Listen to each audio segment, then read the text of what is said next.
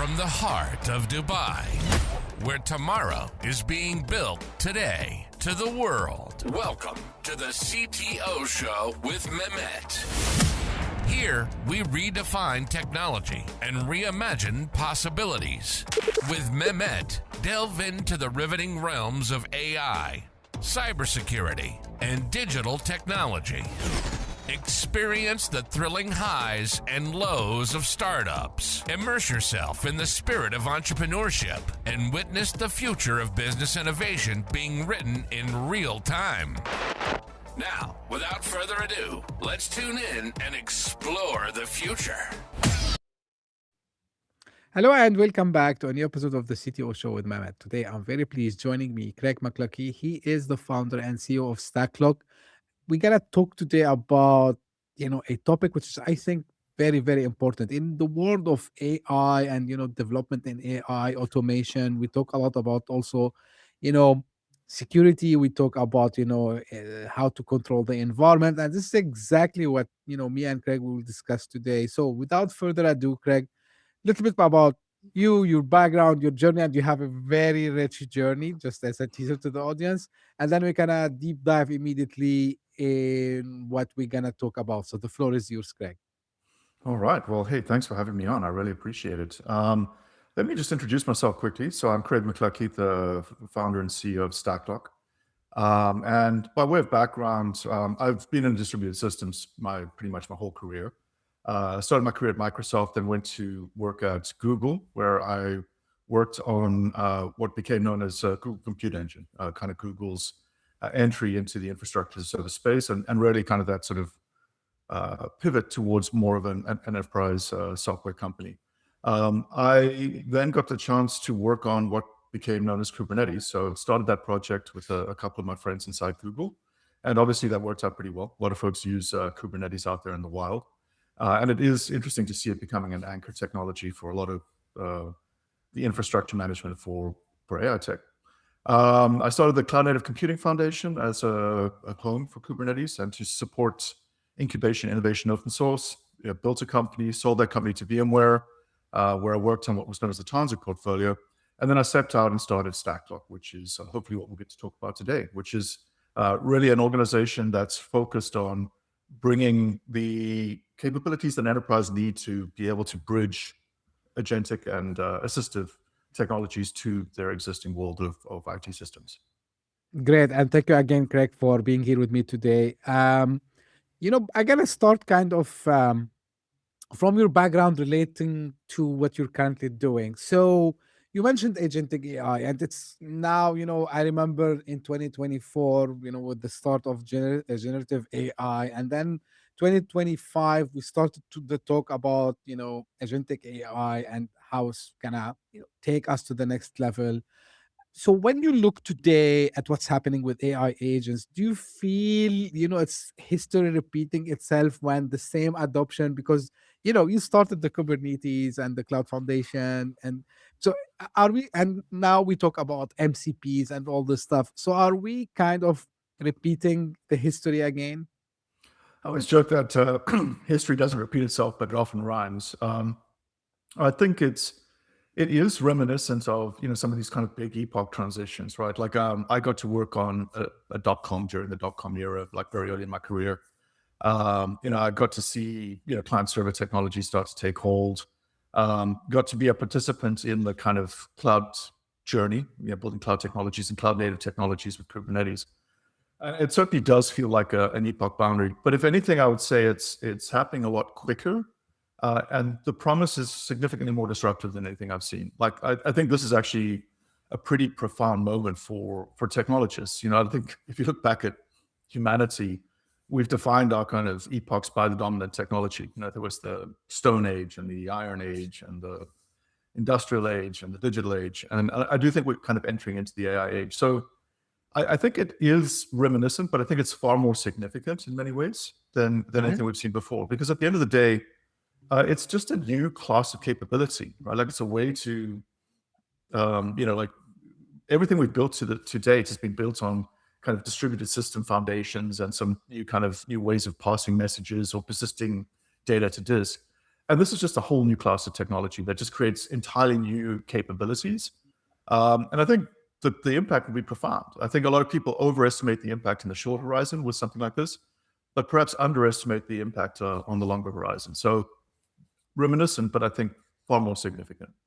Right. Now, I want to jump in, to what you do today, Craig, but I'm gonna relate a little bit to, to your background also a little bit.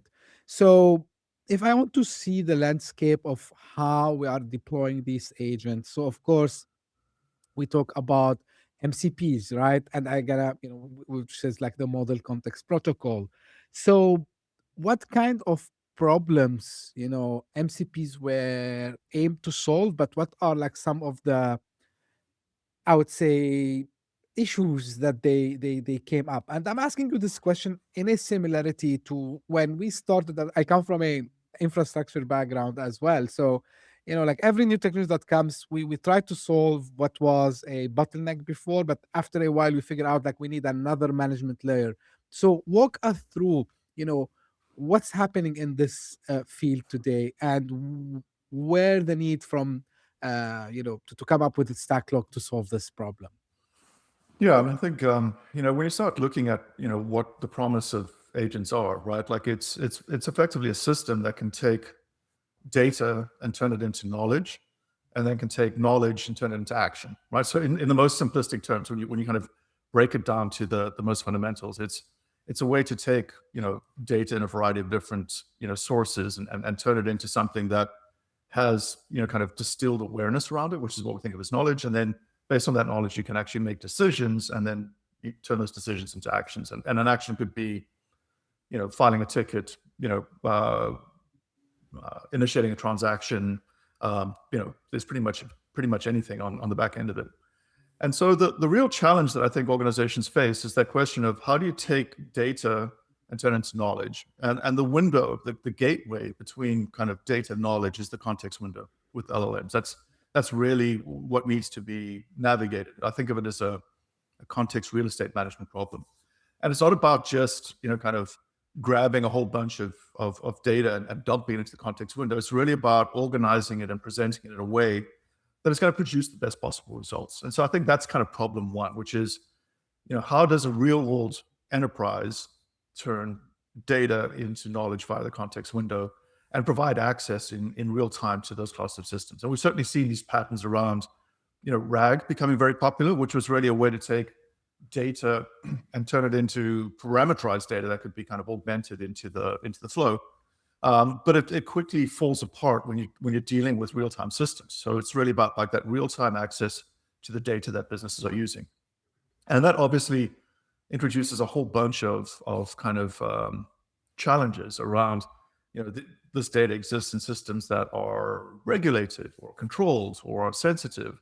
And how do you start to create the right controls to be able to access that from an authentication, authorization, auditability, traceability perspective? But also, how do you start to massage that data and present it in a way that actually supports the workflows that these systems need to be effective? And then the second part is turning that knowledge into action. What are the appropriate set of controls? How do you start to structure these systems so that an agent, which is a stochastic process, right? Like it's just like a person. It's valuable, right? Like it's amazing, but it's valuable. How do you start to create the right controls there? So I really think of it as this bridge that needs to exist. The reality is enterprises exist in this world where the people, the process, and the technology are deeply intertwined. It's very difficult to separate those things out. And it's naive to assume that an enterprise is just going to rip and refit everything it has. So the question is, how do you start bringing these technologies in?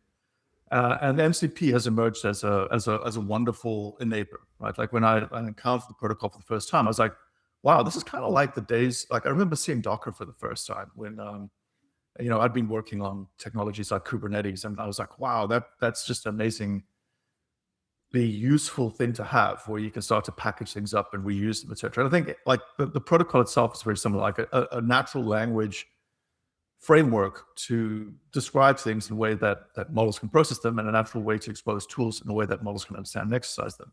But the real work starts in terms of operationalizing and navigating that in the real world. Right. Now, the question, Craig, do the rush of adopting AI in general and deploying agents also cause this kind of issues? Because I never saw a technology before, and correct me if I'm wrong, like you're more expert than me in this, but I never seen a rush to deploy these technologies as what happened with agents, right, and in AI in general. um and do you see like companies sometimes are doing kind of trade-offs between security, maybe architecture, to just get the things deployed? How are you seeing these trends in the enterprise today? Oh yeah, it's kind of crazy because I think I've never seen a technology where there's as strong a level of board mandates to embrace the technology, right? Like, so a lot of the organizations I've talked to, um, engineering teams are being metriced on how quickly they can adopt the technology. Like, I've very seldom seen this before in my career, where the goal isn't just kind of like you always think about, like, hey, you're a CTO, what do you care about? Or you're a CIO, what do you care about? Right? Like, I want to make money, I want to save money, or I want to mitigate risk. It's one of those three things. Right. And a lot of folks are looking at this as a way to both kind of make money, save money, and that mitigating risks part of it is not necessarily being addressed. And like, here's a funny statistic. Like, we did this analysis quite recently, and we were just looking at the rate of growth. So AI adoption and AI spend is outpacing any technology we've ever seen ever, right? Like, it's the fastest growing technology category in the history of humanity. And the interesting thing is the only thing that is growing at a rate faster than AI spend is the number of vulnerabilities that are being kind of exploited in an Yeah. organization, right? So you look at organizations that have embraced an MCP technology, 20% of them report breaches, like security breaches, as a result of the technology. You see a lot of folks out there in the wild, like if you look at the number of MCP servers that have been published, there's something like 30,000 MCP servers that have been published. There's 450 GitHub MCP servers. And if you actually dig into it, about 1,000 of those are malicious, but which ones? And how would you know? And the problem that I think is this unbearable tension that a lot of organizations are feeling. They feel this acute need to be able to embrace these technologies because they see it as a critical differentiator, competitive differentiator. Like, there will be haves and have-nots, there will be winners and losers in this space. And so every organization is racing to be a winner, but they don't have the skills, they don't have the controls, and a lot of people are getting hurt. Like, I see a lot of people getting hurt right now because they don't understand the new challenges associated with it. They're throwing the tools into the teams. There's a lot of shadow AI use happening, and a lot of sort of exploits are being kind of targeted at developers that are NPX running Right. a random package off the internet that's actually malicious or has a supply chain vulnerability in it, or what have you. Right. Craig, like if we want to stay in the security, perspective, Yeah, so security's great.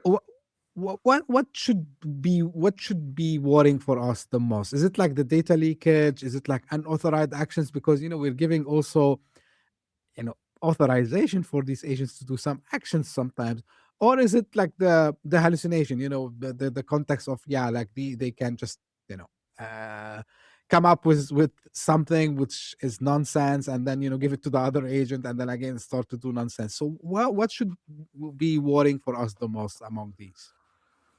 I mean, I think the root of a lot of the challenges that we face right now is that the reflexive position of the CISO is to push the responsibility or the accountability onto the individual that's using AI, right? Like, it's a very comfortable and convenient thing to do because you can basically say, hey, what I'm going to do is just treat any of these AI tools. So, hey, we build like, hey, we bought Cursor licenses, for instance, or we bought Cloud Code licenses, or we bought whatever licenses. We've trained our developers around security best practices. We're just going to treat the agents that are being built and run by developers to support their coding activities as developers, right? And we're going to push the onus of responsibility onto the developers. We're going to leverage our existing systems for how we authenticate, how we authorize, how we reason about role-based access control, all of that. We're just going to treat those agents as the developers that initiated them. And things fall apart pretty quickly there, right? Because when you're a developer using these tools, you get trained to go accept. And like you look at like how many people out there are, kind of like joking about, hey, kind of one of these coding assistants, RMRF my root directory, and like ha ha ha. But what you're really seeing is this numbing where, people are not good, like developers are not good. And like no one, like they're great at developing code. They're not great at kind of moment to moment watching something and making sure it doesn't do something dumb, right? And so I think that, the starting point is if you start to just treat these systems, as human actors, you're going to get hurt. And you really do need to start reasoning about like, how do I start to bound access to something, to a specific task? Like I'll give you a good example. Like right now, Amazon produced this MCP server, the AWS MCP server, which they've done a great job, right? So it's a pretty high surface area MCP server. They recognize, the AWS surface is so vast, it's very difficult for an open source project to kind of track it in accurate terms. And when you start using tools, tool pollution is a real problem. So they built a single endpoint that enables the developer to integrate it in, and there's the totality of the AWS surface area that they can use. Everything that they are authorized to see, the agent that's running with their credentials can now see. That could be very dangerous, right? Like you just think about like, okay, there's this thing that's doing work. It's being sort of watched by a developer, but the developer's getting numb to just pressing accept, because Yes. if 99% of the time it does the right thing, then 1%, and you see it work 99% of the time, you just stop thinking because, you just assume it's right. You're not looking for that 1% moment where it's going to do something dumb in your AWS space. So simple question: how would you set that up so that it has read-only access? Like, how do you actually start to implement a system so that if your developers are using this in agentic mode, it's read-only access, and then additional controls are in place when it's actually manipulating your resources, changing your cloud configuration. And so that is an area where I think a lot of people are going to get hurt in the short horizon by not taking the time to step back, assess how these workflows need to run, understand what capabilities need to be put in place. Not just like, you can't pinball between this like thou shalt not with developers, right? Like they will find a way to do what they want to do. So you really have to balance unlocking them with the tools that they want to use that are actually going to enable them to do the job better, with the controls that you need to have in place so that you're not going to get hurt as these systems perform. So that's one category. There's obviously a lot of different categories, like whole new classes of security vulnerabilities. Prompt injection via tool calling. Like there's oceans and oceans of new vulnerabilities that are being discovered and exploited at a time when organizations don't have a really robust understanding of the technology. So I'm not here to kind of call doom and gloom. I think there's some very practical things organizations can do to both unlock the productivity of these tools, but also establish the controls that you need in place to be able to put these things to work. But it does take thought and investment. Right. Craig, you talk in that context. I when doing the research, you said like we should treat agents, we should make AI agents, senior developers, not interns, right?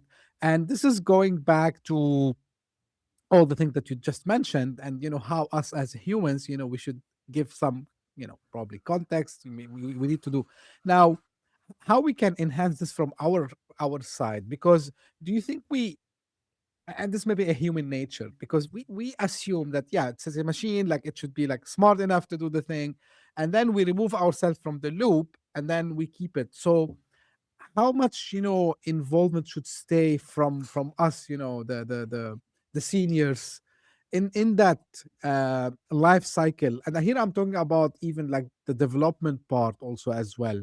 And where should I be focusing today if I am probably maybe a VP engineering, CTO, and I want to guide my team on how to try as much as possible to let these agents fail? So where I should be focusing more?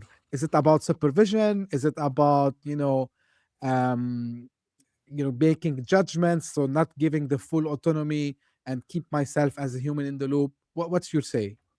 Yeah, I mean, it's interesting because we've certainly been running our own surveys around developer productivity with these tools in place, and it's fascinating because like you go speak to a VP of engineering, you basically ask them the question like, how much more productive is your team with these tools? And it's kind of, you'll get a lot of different answers. And I think, people want to be perceived as being effective at deploying and engaging these tools. But in a relatively naive manner, based on our own analysis, when you just throw a bunch of coding assistant tools into a team and just tell them to use them, you don't see productivity gains. Actually, you see productivity declines, right? Because a lot of these basic anti-patterns that start to emerge, right? You look at the amount of time it takes to merge a PR, and you look at the size of PRs, the amount of time it takes to merge, and the sort of throughput of feature delivery.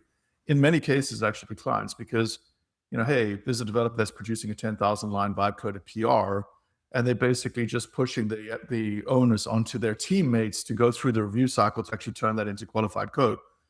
Their teammates, have to sign off, during kind of code review on the work product. It kind of slows things down, in many cases. So I think, stepping back, the thing I keep coming back to is this is a fundamentally new class of system. Like, this is like just the way that it works, the way that it operates is stochastic by nature, right? And so the way that we develop needs to change, right? Like, it's not like, traditional distributed systems development where you establish a set of patterns, you define a set of use cases. Use cases become the proof of correctness. You start building the system. You make sure that the unit tests become the proof of correctness. You build the system, you run the unit test, everything works fine. You figure out where the scaling and contention points are, and you go from there. That's not how these systems work, right? You have to start with, like, what does the model understand? Not just know, but understand. How does it start to produce work, and how can I start to create evaluation cycles to make sure that it's operating, within the boundaries of what I expect. And so, one of the things that I see is, like, you need to start reasoning about the compartmentalization and the deconstruction of the workflow that the development team has put. So let's just, if we go back to, like, using these tools for code development, one of the things that I think has got a lot of airtime recently is things like Spec Kit, which is basically just a set of prompts that provide a guided path for an agent to start participating in the development workflow. And the reason that that's so powerful is that someone actually went down and wrote down the workflow, like a priori. They sat down and described what the workflow is. They deconstructed into a set of steps. They described when operator or human participation is involved in the steps.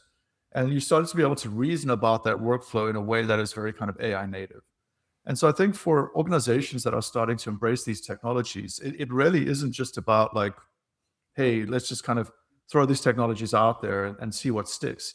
You really need to start reasoning about the workflow, deconstruct into smaller consumable pieces, and then figure out how to run evaluations so that you actually are asserting that something is working as it should for a specific task.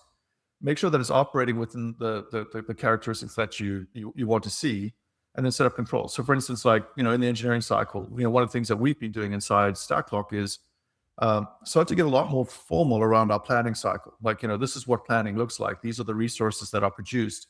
These are canonical examples of, a use case or this or that. This is where all of our conversations with our clients are being archived. So as we start going through the planning cycle, we can formally describe the workflow, and then, we can start to describe a lot of the artifacts as assets that support the workflow. We can build an MCP server or something like that to vend it. And it creates a lot more structure. And so you're able to start, in the case of our development flow, we're not necessarily running, eval cycles around development flow. But what we are doing is observing our productivity at each step of the game. And we're reasoning about, is this increasing productivity? Is it decreasing? Where are hallucinations getting into our specifications? What additional scrutiny is required? Can we use these systems to kind of, run their own internal evals against the work product to make sure that we identify these gaps? And so just being very disciplined in terms of workflow definition, compartmentalization, and then reasoning about execution against smaller tasks, and then stepping back over time once the system is working is kind of key to success. I think, Craig, this also, correct me if I'm wrong, and feel free to add anything. So what you just described also, I believe, helps organization, the enterprise, to implement these guardrails in a better way. Because when you dissect, the processes that you're doing, I believe you would have a better idea where today actually maybe you have like shortcomings in the context of where might authorization is implemented in the wrong way, where the data leakage might happen because you don't have the proper security measures. And Yeah. then now, when you try to make it like in an AI agent perspective, so automatically you're kind of implementing the best practices. Can I think about it this way? I think so. And I think it's a question of, it's really about what platform investments are you making? Like, where are them? Like, and I think a lot of enterprises really struggle with this. And like when you look at the projects that are out there in the wild, one of the most commonly cited challenges that organizations have in readiness technologies is the state of the art is changing so quickly, right? So you're like, okay, we're going to build an agent to support, kind of client service, like, custom support. And so we pick a model, and then we start to structure these things, and we build a workflow, and we do all of this. And by the time we've done, the state of the art has changed completely, right? Like you just go and, like a new frontier model's come out that's, 3 times better at this. And it invalidates a lot of your assumptions around factoring. And you get caught in this sort of treadmill of this sort of ever increasing capability. And so I think starting and looking at the systems that are the slowest changing, and kind of working out from there, right? So, and this is why something like MCP is such a great story, is that, hey, I've got all these systems that I need to integrate with. Let's just figure out a way to start formally defining those integration points. Let's get to a point where we can authenticate and authorize, but not necessarily using an open-ended credential that an admin has or an operator has, but like a de-scoped credential that can be identified as that agent that has access to only the resources that are necessary to support that workflow. And then as you start to perform the work, maybe you discover that, hey, additional, access is required. Have a way for it to start, kind of escalating the privilege of the system as you start to pursue. Having the ability to just have auditability and traceability, like what systems is this touching? When did I touch it? Like, like, oh, something went bad. How do I go back and sort of debug and diagnose that? And starting, at the interfaces to the existing systems and kind of working out from there is helpful. And like this might be a bit of a deconstructionist perspective, but I see a lot of organizations worrying about like, agentic orchestration and relatively complex structures at a time when most organizations are going to be very well served by just having access to a frontier model and some kick-ass tools, and being able to wrap that up in a relatively minimal way will probably produce better results than, and even if it doesn't produce those better results right now, I guarantee in 6 months it will produce better results than anything that you can produce using kind of like a more complex orchestrated system using, reflection patterns and, kind of, self-analysis, right? Like the frontier models are advancing at such a rate that starting with a very, very simplistic system, which is just, hey, here's a set of tools. They're relatively constrained. This limits these frontier models to, the set of resources that are germane to the task. We've got the right controls in place. We've got the right visibility in place. We've got the right auth in, auth C. We can now start to create real value. Is going to produce better results for almost everyone. Craig, on that, do you think this is one of the reasons why we see some, and there were a lot of reports coming out in 2025 about like, AI initiatives failing. So do you think this is one of the reasons why after successful demos and promising, roadmaps, we have not achieved the ROI that we thought about? So, and if there's any other also as well, and how I can make, what would we call them, proof of concepts, successful durable systems building on agentic AI. Well, I mean, part of the problem is people don't understand how they work, right? So it's one thing to get a POC working, but it's a whole nother thing to get a production system working. And it's one thing to get something working. It's another thing to keep it working. And I think a lot of the problems that people have is they're not investing in how you have to change how you build, right? Like right now, TDD, test-driven development, pretty popular. Like, hey, write down the unit tests, code to those tests, get it running, and it runs. Unit tests aren't proof of correctness for AI models. It's evals. And these are stochastic models, right? Like it's probabilistic by nature. It's just taking a bunch of kind of input context, in the context window, and it's basically doing a lookup against embeddings, and it's producing the most likely response to that input. Now, obviously, as that input changes, the output's going to change. As the embeddings change, the output's going to change. Like these, it's not a system where you can just put it together and walk away and expect it to continue to work. Unless you are running constant evals, unless you're constantly observing and assessing the behavior of the system, any additional form of entropy, any noise coming into the system is going to impact its behavior. It's going to impact its operating characteristics. So, hey, you've got an MCP server. It works great. You add another MCP server. It works okay. You add another MCP server. And you've discovered like, hey, I've just saturated my context window with spurious tool descriptions, which completely degrade the performance of the system that I'm trying to build. And if you're adding those things at runtime, into a production system, forget about it. You have to be able to establish those controls. So I think the starting point is just you have to change how you work. You have to start with this kind of, like I always like to ask people that we interact with them, like, what eval framework are you using? They're like, eval framework? I'm like, if you're not running evals against like an agentic system, if you're not looking at that as the way that you both get to a point of evidence, if you don't have the ability to generate synthetic training data or just sample training data that you can use to kind of prove the correctness of the system as you're building, you're gonna have a very hard time. And so I think first is really just changing the way you think about building and embracing this kind of what I think of as like kind of eval-driven development or spec-driven development and using the eval framework as a proof of correctness.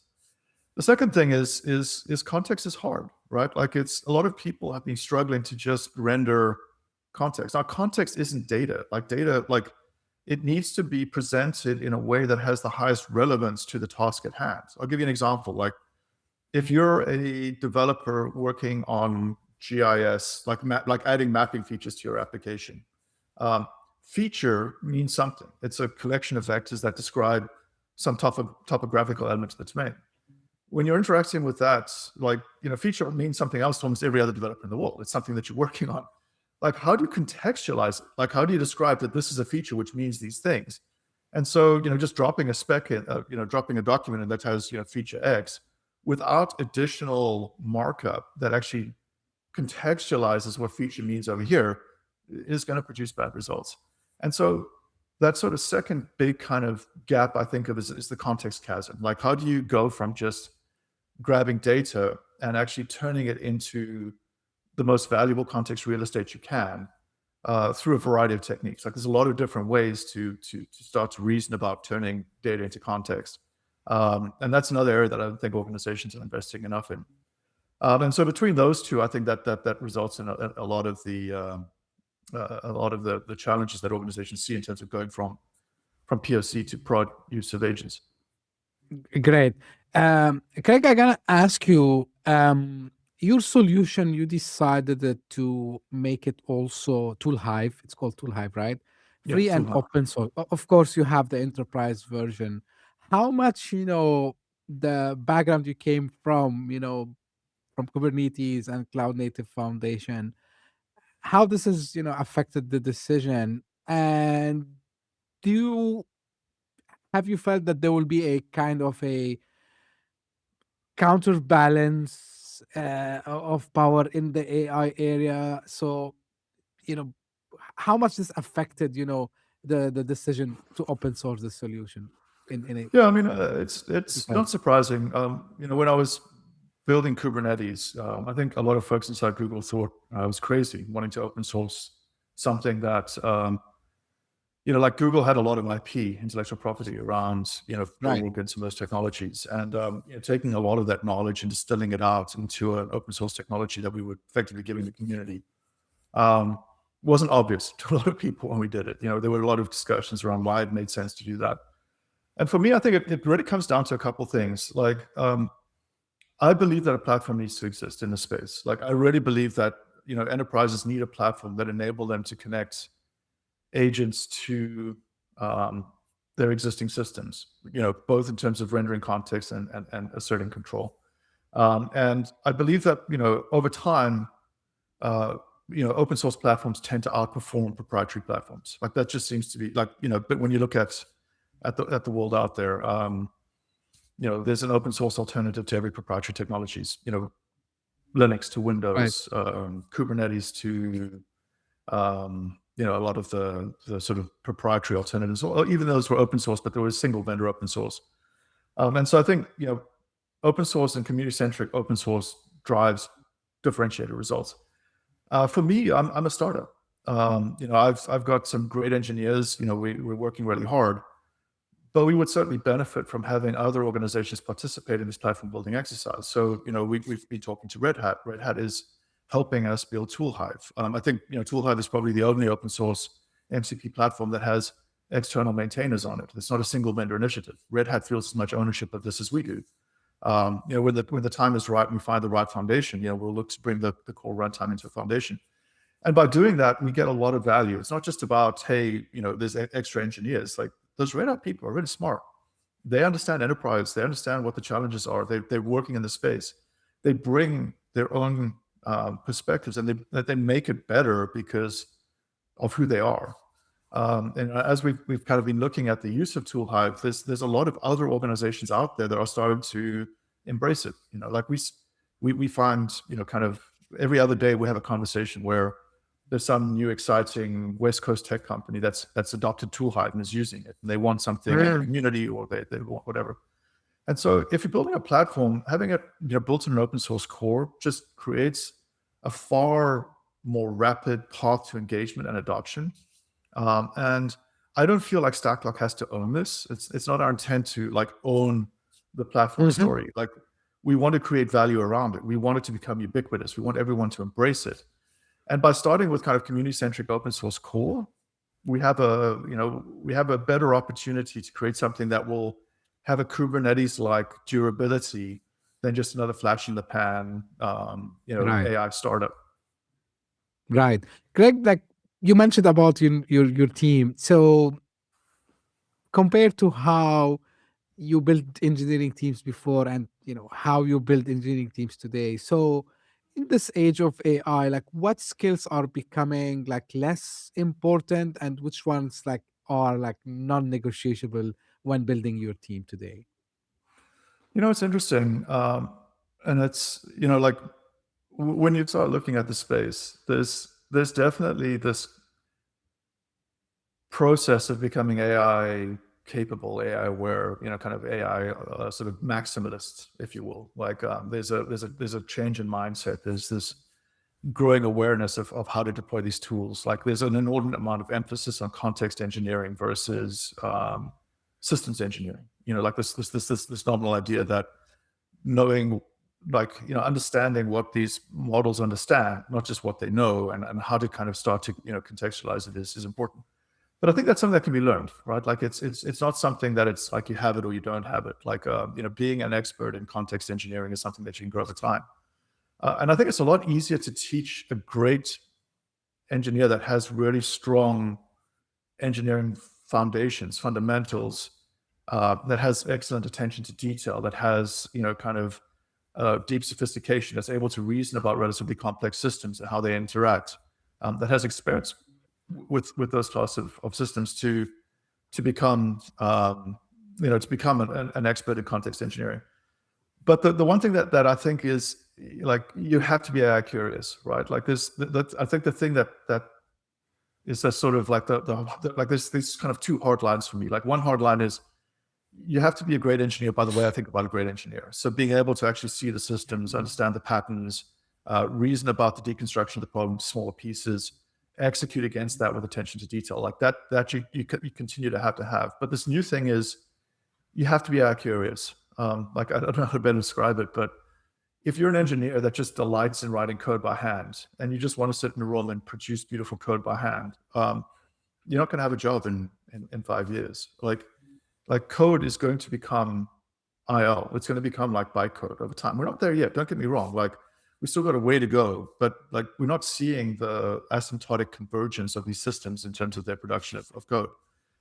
Like, how you work is going to have to change. Like, this sort of agonizing around the specification, like reimagining yourself as a context engineer, where the thing you're building is still an engineering system, right? Like, the work product is still code, but the place where you're creating value is in the context engineering space, not in the actual manipulation of code by hand space. And so I think that kind of natural curiosity and that willingness to embrace these new systems it's essential. If you don't have that curiosity, you're going to get left behind, and you're going to have a hard time, because if all you love doing is turning a specification a PM hands you into beautiful code, I'm telling you now, these things will do it in 3 years, and it's going to be tough. How that change for leaders, Craig? Like how this will affect the way you evaluate the team? Like it's different. The metrics are different than before, right? The metrics are different. And it's interesting because there's really two sides to this, right? Like, obviously you want the team to continue to execute, right? So you want to reason about, and look, different, like I'm not going to every engineering leader has a different way of reasoning about the throughput rating. Some people use feature points, there's a set of heuristics. Every engineering manager has their own sort of favorites. And so you want to maintain that continuity. And I think it's, like I said earlier, it's dangerous to just like throw cursor or cloud code or something in there, right, without any structure, and assume that you're just going to get better results. You're not. Like your engineers are going to stumble. And so the second part of it is really what investments, what named investments are you making around building your own operational capabilities? Like what set of things are you as an engineering leader earmarking to change how your team works, right? So it's also, and you have to maintain velocity, but you also need to make sure that you're earmarking specific things. And so, one of the things, like we've just run this as a series, initially a series of experiments. Like, let's just build something for our own use. So we built a knowledge server, silly example, but we basically, wanted to make sure that every engineer had access to the best information at any moment, and that could be exposed as an MCP tool into their workflows, so that if you're using these tools, you can ask questions like, what major issues are the community encountering, what's so-and-so working on, etc. So basically just a canonization of the knowledge that a team has. And we went ahead and built that, and we operationalized it, and we now expose that to all of our teams. It changes how managers work, right? Like I no longer have to go to my engineering leaders and ask them what someone's doing. I can just ask that question of the knowledge management tool. It's got all of the engineering docs and the GitHub issues and all of that indexed and chunked and available by semantic search. So it's increasing our ability to, the span of control for an individual manager can now be a lot higher, because, we've now made that investment in a tool that actually uplifts our own productivity. And we've worked at becoming expert at that. So it wasn't, we could have just gone bought Glean or some other technology that does the same thing. But if we'd done that, we wouldn't have learned what it takes to produce that. We wouldn't know why initially our Discord messages weren't being, weren't showing up as well as our Google Docs, because there just wasn't, our chunking quanta was too large, and there just wasn't enough semantic payload, when we were indexing one of those Discord messages versus the bigger things. And so that sort of structured investment in kind of improving your capabilities, and then just, observing it, like, are people using it? Like, and keep, just badgering, like, why aren't people using this? Like, what, what's wrong with it? Like, why is it not part of your flow? And it quickly gets you to that second point where you start to identify, like, why is so-and-so not using this? You got to have an authentic conversation. And like, if it's because they're not AI curious, that's going to be a problem. If it's because it's not performing as expected, well, that's a different problem. And you go fix that. You go, just kind of work the flywheel. And so, yeah, we for us, it's really about, rethinking a lot of our practices, like getting much, much, much more formal in terms of how we do planning, because, hey, these tools are really good at data processing. Like, can we start to, take it, spec kit doesn't work for us because we're an organization that's operating at a certain scale. Can we reimagine that in a way that aligns with our own practices? Can we start to introduce the tools and start to create the rituals around the use of these tools so that we become far more productive and actually increases our throughputs? So I don't know if that answers the question, but yes, absolutely, Craig. Craig, like, very quickly, do you think 2026 we will see it as the year of the mass adoption of agents, agentic AI, and MCPs? I think 2026 will be the year where folks get their training wheels on, right? Like, I'm not going to predict the singularity and like all of a sudden everything goes swimming. I'm also not a doom and gloom merchant. I mean, I think we are at a point where there will be a correction, like in terms of how people think about it. But I think 2026 will be the year when organizations start to build enough awareness around what works, where we've had enough time to start, like, hey, the right linguistics, frameworks will start to emerge. People start talking about eval first development or spec-driven development or, a lot of the patterns. I think people will start to be able to generate the awareness of where things are falling down. I think people will start to get to a point where they are, like it's about getting over that energy curve. Like, when you're building a fusion reactor, where you're putting enough energy in that it starts to produce actual energy. I think 2026 will be the year where we start to see real material energy return in certain kind of use cases. And I think it's an area where there will be a bit of a correction, like some of the shine will rub off. And I think it'll, like the way I start to describe it is more mainstream engagement, less hype. People will work through some of the disappointments that people are having. But we will actually start to see the patterns and start to, I expect to see over the next year, the 12 factors of AI native, apps, some bright spark's going to write that paper and everyone's going to climb all over it and we'll harden it and that'll become part of the kind of lexicon. And, we will start to see kind of normalization. I don't think it's the year where we're just going to see sort of asymptotic breakout. I don't think we're going to displace 30% of, our resources with agents. But I do think we're going to, at least by the end of the year, most enterprises will have built something that they can look at. They understand it works. They understand why it works. They understand how to keep it working. They understand how to connect it into the existing systems. They'll have the right controls in place and they'll feel pretty good about it. Great. As we are coming to an end, very traditional question, Craig, for you, where people can get in touch and learn more. Well, you can always look me up on LinkedIn or visit stacklok.com. That's STACKLOK.com. And we'd love to hear from you, or jump onto our community Discord, which is linked from our website, or check out the open source repo. We'd love to hear from you.